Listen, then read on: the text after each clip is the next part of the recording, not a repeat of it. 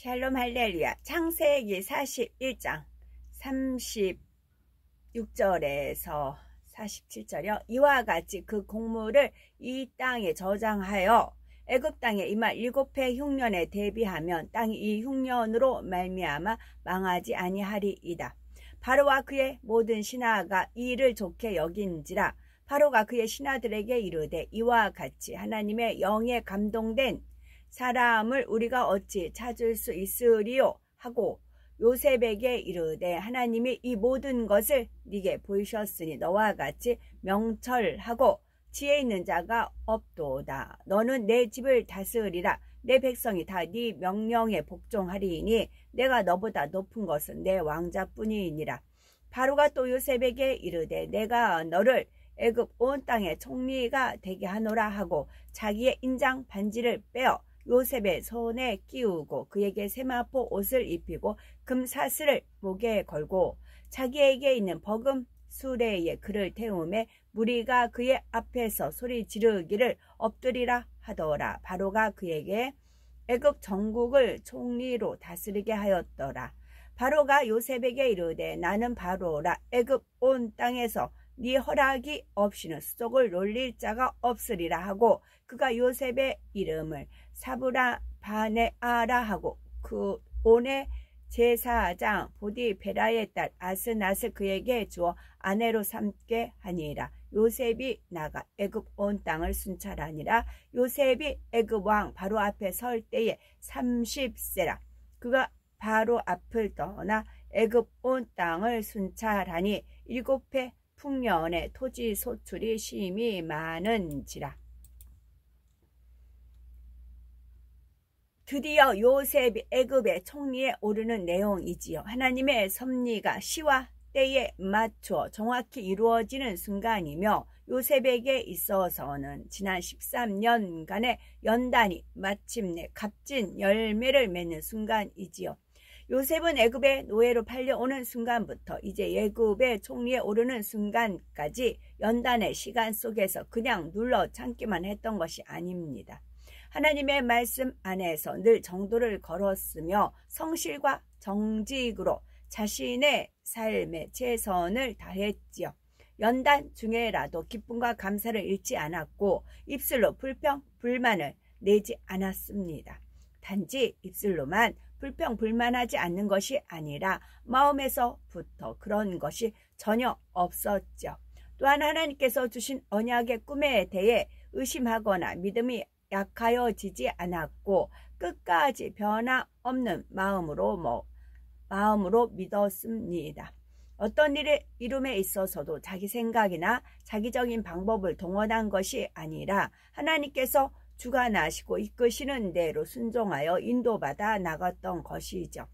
그러니 비록 연단을 받는 중에라도 요셉에게서 어떤 비질리나 악의 모습을 발견할 수는 없습니다. 우리도 이러한 요셉의 모습과 같이 연단 중에라도 감사하며 자신의 부족한 부분을 발견하여 변화시키고 하나님의 뜻을 마음에 명심하여 행함으로 같은 연단을 반복하는 우를 범치 않는다면 얼마든지 짧은 시간 안에 영으로 들어오고 축복도 받을 수가 있다는 사실입니다. 요셉에 대한 말씀을 통해 이러한 영적인 축복의 비결을 마음으로 깨닫고 행하셔서 요셉이 마침내 애굽의 총리에 오르는 이와 같은 축복의 말씀을 증거하고 있는 이 시점에 많은 분들이 응답과 축복의 열매를 풍성히 거둬야 된다는 말씀이고요. 요셉은 애굽의 바로가 꾼 꿈을 정확하게 해석해 주었을 뿐만이 아니라 문제 해결의 길까지도 명철하게 제시해 줍니다. 앞으로 다가올 7년의 풍년을 어떻게 보내야 그 후에 다가올 7년의 흉년에 지혜롭게 대처할 수 있는지 그 방법까지도 알려주었던 것이죠. 그것도 대충 알려준 것이 아니라 구체적인 수치까지 언급하면서 손에 만진 듯이 쥐어줍니다. 그러니 이러한 요셉을 볼 때 애굽 왕 바로의 마음이 어떠했겠습니까? 꿈으로 인해 너무나 번민하던 것까지 해결해 주었어도 참으로 기쁘고 감사해야 할 상황인데 거기다가 자칫 나라의 흥망까지 영향을 줄 수 있는 커다란 재앙에 대비할 방법까지 알려주었으니 그 마음이 너무나 흡족할 수밖에 없었지요. 그런데 바로만 그런 것이 아니었습니다. 본문 37절에 보면 바로와 그 모든 신하가 이 일을 좋게 여긴지라 했지요. 바로는 물론이고 그의 모든 신하들까지도 요셉이 제시한 대비책을 좋게 여긴 것입니다. 이는 다시 말해 바로와 모든 신하들이 요셉을 신뢰하고 있다는 말이며 요셉과 함께 하시는 하나님에 대해서도 인정하고 있다는 뜻이 되지요. 또한 바로와 모든 신하들의 마음이 이 순간 하나가 되어 있음을 말해줍니다. 여기에 매우 중요한 의미가 있어요. 왜 하나님께서 바로를 택하셨는지, 왜 하나님께서 요셉을 통해 애굽을 구원할 길을 제시해 주셨는지 그 이유에 대한 답이 나오기 때문입니다. 하나님께서는 공의 가운데 역사하시는 분입니다. 요셉을 애굽의 총리로 세우시기 위해 다른 모든 상황은 무시하고 무조건 요셉을 총리로 세우신 것이 아니죠. 주변의 모든 상황과 여건, 그리고 주변 사람들의 마음과 중심 등 이러한 모든 것까지도 공의의 법칙 안에서 정확하게 맞아 들어가도록 역사해 가시는 것입니다. 보디발과 감옥의 전옥, 왕의 술 맡은 관원장, 그리고 애굽의 바로에 이르기까지 그들이 비록 요셉을 애굽의 총리로 세우기 위한 과정에서 도구로 쓰인 것이지만 그들도 각자의 공의에 맞게 쓰임 받았죠. 악한 사람을 억지로 주관하여 선한 도구로 쓰이게 한 것이 아니라 하나님께서 그들 안에 있는 선한 마음을 보시고 그것을 주관하여 선한 도구로 쓰셨다는 말입니다. 그렇기 때문에 요셉이 이렇게 애굽의 총리에 올라도 원수 마귀는 전혀 송사할 수가 없지요. 요셉에게서는 물론이고 그 주변의 누구에게도 공의에 어긋나는 일을 찾을 수가 없기 때문입니다. 이러한 공의적인 측면에서 볼 때 바로와 그의 신하들의 마음과 태도가 매우 중요한 의미를 가지죠. 지금 바로와 그의 신하들이 요셉과 그의 말을 좋게 여겼다는 것은 그들의 마음이 하나로 모아졌을 뿐만이 아니라 그만큼 선한 마음을 가졌다는 의미입니다. 한낱 히브리 노예의 말이라 하여 그를 무시하거나 업신여기지 않았지요. 바로가 요셉을 신임하여 그의 말대로 따르려 하는 일에 대해서도 신하들은 시기하거나 질투하지 않았습니다. 만약 신하들이 나쁜 마음을 가지고 있었다면 국가적인 유익을 생각하기보다 자신들의 안위와 유익을 먼저 생각하여 요셉의 말에 시비를 걸거나 그를 못마땅하게 여길 수도 있는 상황이었지요. 이어지는 본문에 잘 나와 있듯이 바로는 그의 신하들에게 요셉에 대해 이르기를 이와 같이 하나님의 신에 감동한 사람을 우리가 어찌 얻을 수 있으리요 하며 칭찬합니다. 그리고 요셉에게도 하나님이 이 모든 것을 네게 보이셨으니 너와 같이 명철하고 지혜 있는 자가 없도다 하며 요셉과 함께 하시는 하나님을 인정하고 요셉의 지혜와 명철을 높이 사지요. 분위기가 이쯤 되면 신하들 편에서는 왕이 어찌하시려고 저러시나 하며 내심 걱정과 염려가 들 수도 있습니다. 자기 나라의 많은 신하들을 제쳐두고 히브리 노예 출신인 요셉의 말에 귀 기울이며 그를 신뢰하고 있는 바로를 보면서 만약 신하들이 악한 마음을 가졌다면 얼마든지 요셉을 시기 질투하며 서운함을 품을 수가 있다는 말이죠. 그런데 아니나 다를까 바로는 마침내 요셉에게 40절에 너는 내 집을 치리하라 내 백성이 다 네 명을 복종하리니 나는 너보다 높음이 보좌뿐이니라 합니다. 그러면서 41에서 44절에 보니 바로가 또 요셉에게 이르되 내가 너로 애굽 온 땅을 총리하게 하노라 하고 자기의 인장 반지를 빼어 요셉의 손에 끼우고 그에게 세마포 옷을 입히고 금사슬을 목에 걸고 자기에게 있는 버금 수레에 그를 태우매 무리가 그 앞에서 소리 지르기를 엎드리라 하더라. 바로가 그로 애굽 전국을 총리하게 하였더라. 바로가 애굽 요셉에게 이르되 나는 바로라 애굽 온 땅에서 네 허락 없이는 수족을 놀릴 자가 없으리라 말씀하고 있지요. 육으로 생각하면 바로의 신하들 편에서는 너무나 황당한 일이 순식간에 일어난 것입니다. 이제 자신들은 모두가 노예 출신의 히브리 사람 요셉 앞에 머리를 숙여야 하는 처지가 된 것이죠. 신하들 중에 악한 마음을 가진 사람이 있었다면 이러한 상황에 대해 불평과 불만이 나올 수 있습니다. 또는 요셉이 제시한 해결책을 따르겠지만 자신들의 지혜와 능력으로도 이 사태를 얼마든지 해결할 수 있다고 하며 어찌하든 요셉을 밀어내고자 쾌계를 쓰려는 사람도 있을 수 있지요. 애굽의 정치, 경제, 사회 등 전반적인 상황을 요셉보다야 당연히 신하인 자신들이 훨씬 더 잘 안다고 생각하여 왕의 결정을 돌이키려는 사람도 있을 수 있지요. 그런데 바로의 신하들은 그렇지 않았습니다. 또한 바로의 입장에서 생각해 보아도 사실 이제 처음 만난 요셉에게 애굽 전국을 치리하는 총리를 맡긴다는 것은 한마디로 모험이 될 수도 있는 상황입니다.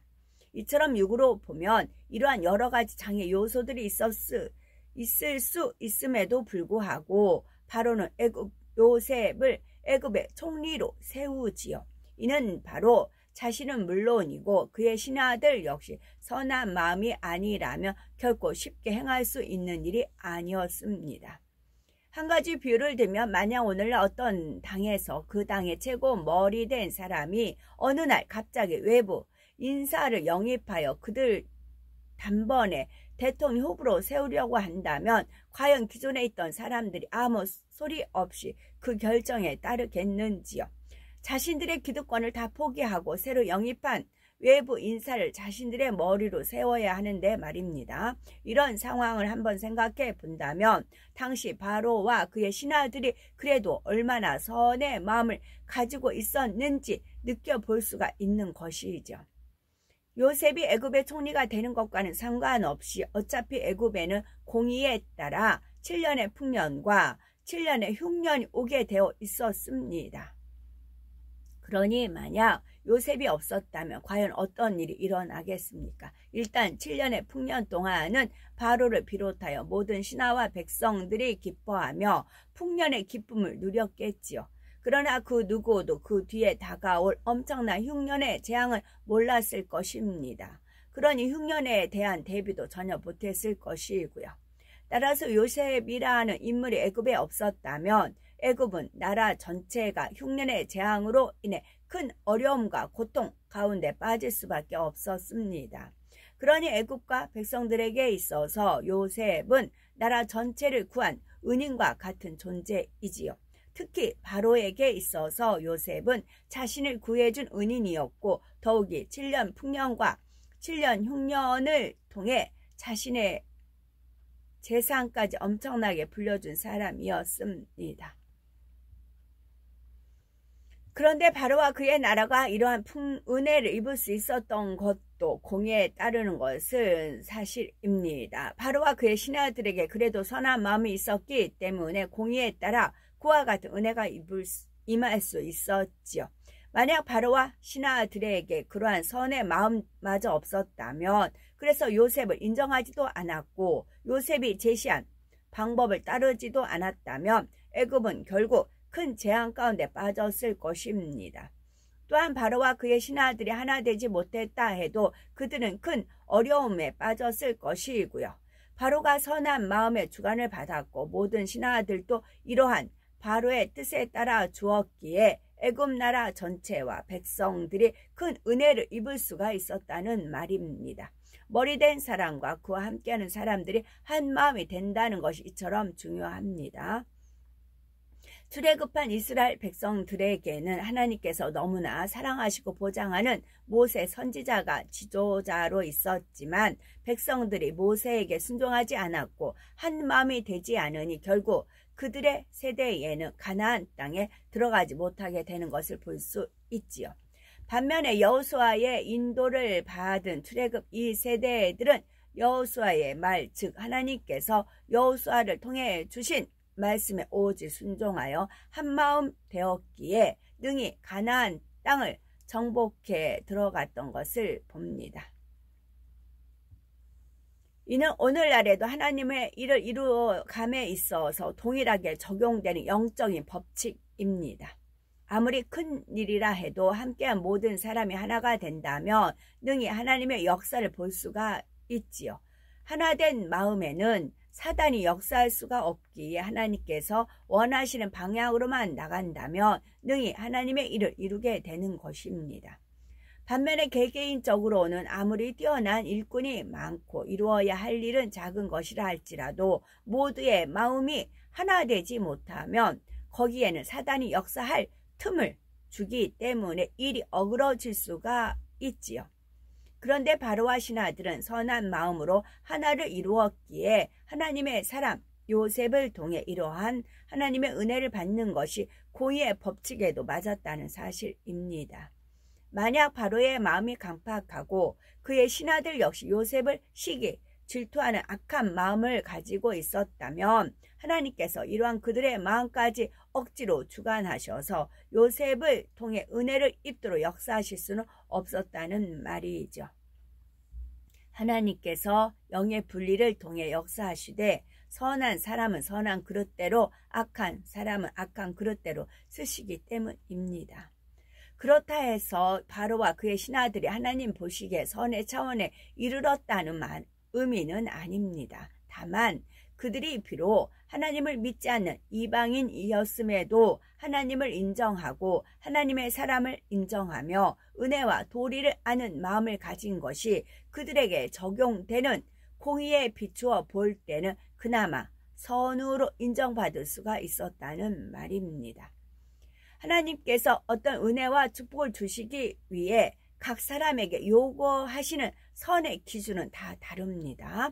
믿음의 1단계에 있는 사람은 그 수준에 맞는 선만 이루면 응답받을 수가 있지만 믿음의 3단계에 있는 사람이 믿음의 1단계, 2단계에서나 가질 만한 선을 가지고 있다면 그것으로는 응답을 받을 수가 없습니다. 그러므로 우리가 다른 사람을 보면서 저 사람은 나보다 선하지 않은 것 같은데 저렇게 응답이 척척 오네 하며 의아해하거나 불평해서는 안 됩니다. 그렇게 의아해하고 불평하는 것 자체도 이미 선이 아닐 뿐만이 아니라 하나님께서 각 사람에게 적용하시는 공의의 기준, 즉 선과 사랑과 믿음의 기준이 다 다르기 때문입니다. 그런데 또 한 가지 중요한 것은 비록 응답받을 만한 수준의 선과 사랑과 믿음을 가졌다 해도 하나님께서 어떤 것을 주관하셨을 때 순종하지 않으면 아무 소용이 없다는 것입니다. 그래서 하나님께서는 어떤 일을 이루실 때 순종할 수 있는 사람을 찾으십니다. 이를 통해 영적으로 비슷한 수준의 두 사람이라도 하나님께서 말씀하시거나 주관하셨을 때 곧바로 순종하는 사람이 있는가 하면 순종을 잘 안 하는 사람도 있죠. 이때 순종을 잘 안 하는 사람은 나름대로는 이것저것 주변도 살피고 이런저런 상황도 생각하느라 그랬다고 합니다. 물론 모든 사람과의 화평함도 생각해야 하고 상대의 입장도 배려하려는 마음은 좋지만 하지만 그렇다 하여 정말 해야 할 일에 순종을 못했다면 이 또한 결코 잘했다 할 수 있는 것이 아닙니다. 정말 순종하고자 하는 마음이라면 하나님께서는 화평을 깨지 않으시면서도 이를 이룰 수 있는 지혜로운 선의 방법을 깨우쳐 주시죠. 물론 그러는 과정 중에는 시행착오도 나올 수 있습니다. 때로는 다른 의견과 부딪히는 소리가 날 수도 있지요. 그러나 만약 아직 일꾼으로 성장하기 전에 왜 일을 하면서 그렇게 소리가 나느냐, 왜 그렇게 화평을 깨뜨리느냐 이렇게 잘못된 것만 지적하면서 그가 하나님의 일을 하려는 뜨거운 열정까지도 다 꺾어버린다면 어떻게 일꾼이 성장하겠습니까? 그렇다 하여 이 말을 혹여 비록 조금의 소리는 나더라도 어떻게든 열매만 내면 되는구나 하고 잘못 오해해서 들으시면 안 되죠. 하나님께서는 중심을 보시기 때문에 그 사람이 어떤 중심으로 일하느냐에 따라 당장은 좀 소리가 나더라도 기회를 주시고 또 주시며 더 영으로 변화된 일꾼으로 만들어 가시는 것입니다. 그러므로 하나님 편에서 어떤 일을 위해 사람을 쓰실 때에는 누가 더 순종하려는 마음이 있는가를 보시고 더 순종할 수 있는 사람을 주관하여 일을 이루어 가신다는 사실입니다. 사람들은 흔히 자기 기준에 맞추어 이 사람이 좋겠다 하거나 저 사람은 안 되겠다 하게 되지만 외모를 보고 사람을 썼다가 나중에 후회하게 되는 일이 얼마나 많은지요. 그러나 하나님 편에서는 중심을 보심으로 누가 하나님 주관하심에 순종하실지를 아시지요. 하나님께서는 애굽의 바로가 요셉의 말을 들었을 때 그의 말을 신뢰하고 순종할 것을 아셨기에 그를 택하여 도구로 쓰셨던 것입니다. 만약 그 당시 애굽의 바로가 출애굽 당시에 있었던 바로와 같은 마음을 가졌다면 결코 그를 통해서는 이러한 일들이 가능하지는 않았겠지요. 이처럼 하나님께서는 하나님의 섭리를 이루심에 있어서 지금 애굽의 바로가 누구인가까지도 고려하여 모든 것이 합력하여 선을 이룰 수 있도록 주관하시고 역사해 가신다는 사실입니다. 그래서 바로 때와 시라는 것이 필요하지요. 하나님의 섭리를 이루심에 있어서 아무 때, 아무 시에나 억지로 이루시는 것이 아니라 모든 환경과 조건이 어느 때, 어느 시에 가장 무르익어 알맞게 될지를 아시기 때문에 거기에 맞추어서 정확히 역사하십니다. 하나님께서는 요셉에게 있어서 그때를 바로 그의 나이 30세에 맞추셨던 것입니다.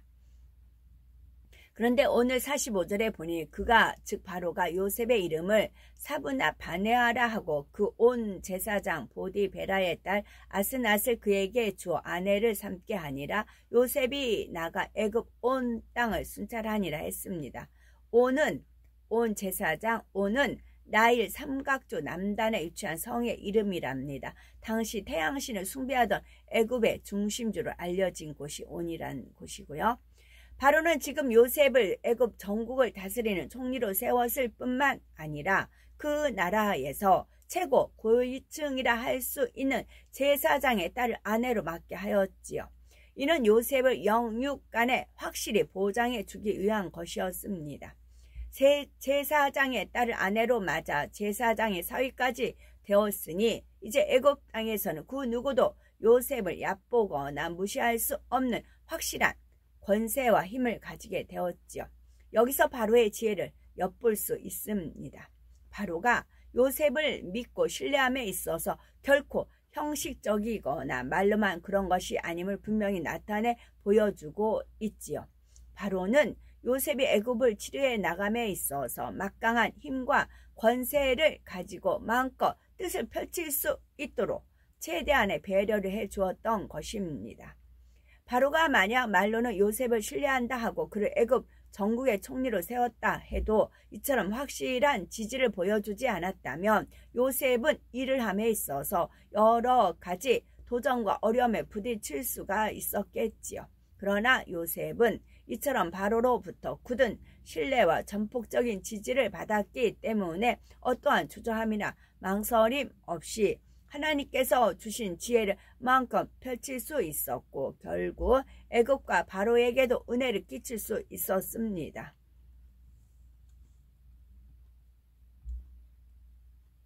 마태복음 20장 20절에 보면은 상한 갈대를 꺾지 아니하며 꺼져가는 심지를 끄지 아니하기를 심판하여 이길 때까지라 하리니 하신 말씀이 있습니다.